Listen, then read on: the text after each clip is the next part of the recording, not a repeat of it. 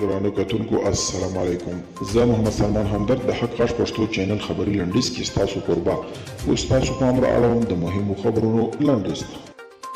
د تاجکستان هیواد ختیځې سیمو پرون سهار مهال 7 بجې د ریکټر په کچه یوې 5.9 درجې زلزلې لړزولې دي چې له امله یې شاوخوا 10 کورونه وران شوي او 15 نور کسان د مړه کېدو خبر پخلی ورکړل شوی دی. سیمه ییزو رسنیو خبر ورکړی دی چې یاد زلزلې د برق یو شمېر پایې هم زیانمنې کړي دي. د امریکا د بهرنیو چارو وزیر انټوني بلینکن، د قطر د بهرنیو چارو وزیر محمد بن عبدالرحمن الثاني او د پاکستان د بهرنیو چارو وزیر شاه محمود قریشي سره د ټلیفون له لارې د افغان سولې اړوند او په دې اړه د یاد هیوادونو د همکاریو په اړه په جلا جلا توګه خبرې کړې دي. عربي متحده اماراتو د کورونا ناروغۍ له خپرېدو څخه د مخنیوي په موخه سره له نن څخه له افغانستان او اندونیزیا څخه یاد هیواد په تلونکو مسافرو بندیز لګوي.